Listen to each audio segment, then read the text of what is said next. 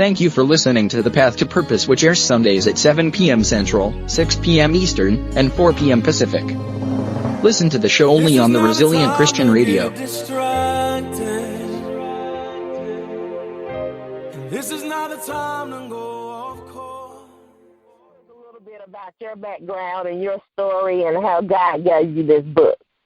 Well, I'd be happy to. I joked with you earlier. It's hard to say all of that in 30 minutes, but I'll do my best. I, like a lot of us, grew up with some dysfunction in the family and some significant trauma, and as a result, developed an eating disorder. After multiple treatment centers and a long 10-year battle with that, I did finally get some lasting recovery, only to switch addictions and got into workaholism. I graduated from college. My goal was to make as much money as I could possibly make. I was sure that was how you have a life full of security, and then everything else will work itself out. So after a few years, I couldn't figure out why I wasn't as happy as I thought I should be when paychecks were good, I had an amazing man in my life, and on the outside everything looked so good.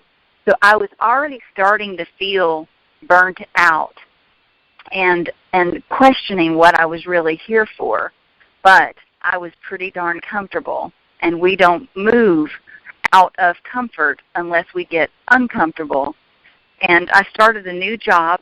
I was in corporate sales, and this job had some physical requirements that were a little bit different than my other job.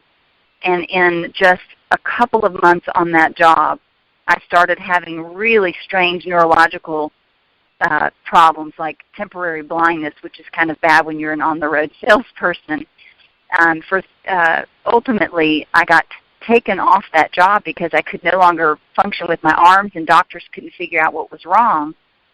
So in that time, while one life was ending, suddenly I started seeing these metaphors in nature and everyday life. And at first I was kind of thinking it was strange, but I thought, I've got to write these down. These are too good. I'm going to forget them if I don't write them down. I wasn't thinking about writing the book, but ultimately that's what happened with those things. They just kept coming, things that I'd done or seen 1,000 times before, but this time there'd be a lesson in it. I mean, in trees, my pets, even one day the neighbor's trash on the curb gave me a really profound spiritual lesson. So as one life was ending and I really didn't know how I was going to continue to provide for myself and make a living or really what to do with my time, unbeknownst to me, these things started happening and I started writing them in a journal. But ultimately, over a long period of time, it became a book. Now, that's an outstanding story. Now, you mentioned that there was an eating disorder that you kind of went through during your early stages of life. Can you tell us a little bit about that? Because I'm sure that we have at least one listener who needs the comfort of somebody else's story and to know how they came out of it. So can you help that person that could be listening just tell them what your story was and what your struggle was and how God brought you out of that? Sure. I got chills as you said that because I was so hopeless. This was 30 years ago, roughly. I was a teenager, and eating disorders wasn't something as much talked about then as it is now.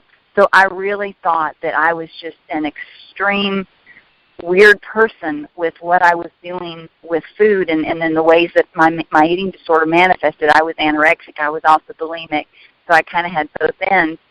And I was so relieved to find out at 17 that one of my former best friends was in the hospital. And when I found out what she was in for, anorexia, I looked it up and I'm like, oh my goodness, this is what I do. This is like a real disease. Maybe there's hope for me because I really thought there was no hope.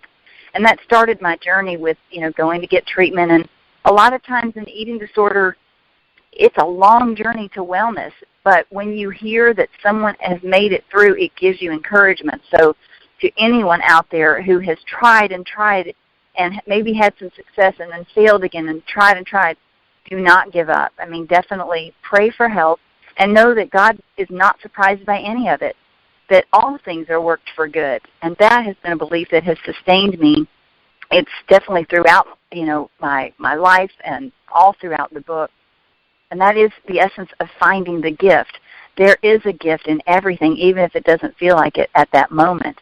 But my journey from 17 is when I started trying to get help. That was my first treatment center, another treatment center at 22, and then a final treatment center at 23. Not that you have to go to a treatment center, but for me, it seemed to be the only way. I could not stop my behavior without basically being in a confined situation. And so, it was the 12-step approach, definitely a lot of therapy and understanding why I chose to escape life through an eating disorder. It's, to me, no different than alcoholism, drug addiction, or any other vice that we use to escape life. It's about pain. And, yes, it can manifest with, I don't want to look too fat and all of that. That's just all more symptoms of the deeper spiritual sickness. I also have religious wounding. I was not involved with church or anything at that time, and that was what is amazing about my recovery path through the 12-step program, where on the second step we're encouraged to, believe that there is a higher power who can save us. I was good with that as long as it wasn't God, because the God of my childhood was all about punishment, and he's out to get me. And through my recovery, the beautiful thing, one of the many that came out of that, is it let me fire this false God of my childhood and redefine the God, for my program, which of course ended up being the God who loves us unconditionally. And if it took, an eating disorder to bring me to recovery, to ultimately bring me to God, it was worth it all. Wow, that is so powerful. And I think a lot of times, when you're brought up in church, and until you really know God for yourself, and he's able to sincerely wrap his arms around you, once you let down your guard and you understand that God is so loving, he's so caring, and he wants the best for us, then we can shed those former beliefs that if we don't get it right, he's going to instantly strike us down. Or if we make the wrong move, he's not going to love us anymore, or he's not going to care for us. And I really, that's so powerful that you say that, because, I've seen it before where teenagers, they come up and they do, and even children sometimes, because their parents have gotten so religious and they've gotten to the point where they're so strict, and they kind of forget who they used to be, or they forget where they came from, and that they no longer remember those days when they messed up. And as kids, sometimes that fear can be instilled in us. But the God I know is the God who loves me, who has rocked me through many storms, and who has brought me out numerous of times. And, my favorite song is Nobody Greater, because in the lyrics of that song, he says, searched all over, couldn't find nobody. I looked high and low and still couldn't find nobody greater than God. And that song has kept me many days, because there was a time when I searched all over and was looking for somebody to fill a void that I had in my life. And ultimately, God took that need for me to find, I guess, love. I don't know if it was an addiction that I had, and it very well could have been. I had to really come to the conclusion of myself that there is nobody else that can fill the void that I feel like I'm missing, in my life. So that's very, very powerful that you said that. So thank you for that. Thank you so much. And you also mentioned in your book that there were certain little things that were happening around you, and you've seen these signs or these instances around you before, but now that you've been through what you've gone through, it started kind of making sense, and that's how you started writing your book. So you also said about the trash can, your neighbor's trash can that was on the curb. Right. Yeah. What was your enlightenment about the trash can? Can you tell us that story? I sure can, and that's somewhere in the book in September, one of the daily readings for September. So I'm out. I used to, I still do. I walk a lot, And one day, it was trash day, I noticed that my neighbors had this box. You know, I'm kind of a salvager at heart. I like to go to Goodwill and different salvage places and just dig for hidden treasure.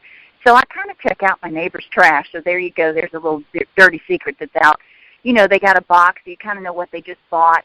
So on this box was this picture of this bicycle contraption where basically a parent would be driving the bike, but there was this attachment, almost like a second bike. It had a back set of wheels, it had a seat, and it had a steering wheel, but it was hooked up to the main bike. So a child would ride behind that. And when I saw that, I'm like, oh, that's cool. So the child gets in the back seat. He can pedal. He can pretend to steer. He can feel like he's riding his bike, but really it's the parent that's driving the bike. Only the parent steering wheel actually turns this contraption. And I got that as a spiritual lesson, that what if it really is as easy as just enjoying the ride? We get to get in that little back contraption. We get to pretend to pedal. We can pretend to steer, but look, if we grip that steering wheel and really try to grip it hard, how senseless is that? If God's driving the main bike, we can let go, and we can enjoy the ride. We can look around more, appreciate the scenery, and we can trust that if something happens, if we hit a rock and we turn over, guess what? God's right there to pick me up. You know, so the reading probably says it, you know, even better than that, because I would have had time to kind of think it out and write it out. But that was the gist of it, that life really is as easy as just kind of sitting back and know somebody else has got this. God's got it. I don't have to pedal harder. I'm not going to get in trouble if I pedal less, although we are responsible to take action.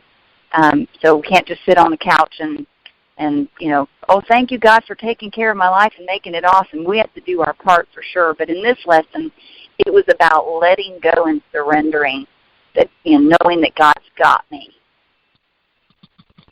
Right. Now, that's awesome. That is so awesome. And you know what? Life is like that. You know, God is in that driver's seat, and we can sit back and let him direct our path. Now, at the same time, we have to do the work. You know, even though we're sitting back, and I'm trying to use this metaphor, so God, help me in this analogy. But even though he's behind the wheel and we're behind him sitting in our seat, we have to take the first step to get on the bike, to get into position. And the only way that we can get in position is if we have faith enough not to do it our own way, but to actually let God guide us and let God take the wheel. Now, at the same time, you know, a lot of people think that, oh, I'm waiting on God. God showed me this vision, but I'm going to wait on him to bring it. No, you have to pick yourself up. And you know what? Sometimes it doesn't matter what you're going through. If he gives you an assignment, you better get ready to take care of that assignment. Because there is a such thing as failing that assignment. And if you fail that assignment, then you're going to have to take that test all over again. So when God gives you a vision, when God gives you the vision, you actually have to do the work. And I was in my closet probably around 2 weeks ago. And I was just in there, and I was going over the scripture in my head, faith without works is dead. Faith without works is dead. And it was more of a question that I was saying to myself. So I'm breaking this down. Faith without works is dead. Work. In order for you to work, you have to take action. Action. And I mean, it was like a big old, like the sun opened up. Faith without action is dead. You can have all the faith in the world, but if you don't pray about it, if you don't get up and make a move, if you don't put what you know to work, whether it's finding a new job, you have to send out that resume. You have to do that work on that cover letter. Go get you something nice to wear. Faith without works is dead. You can't just sit at home and say, well, God is going to bring. Check us out at Facebook at RCR Network, and also on Twitter at RCR_network, and our website at rcrnetwork.com.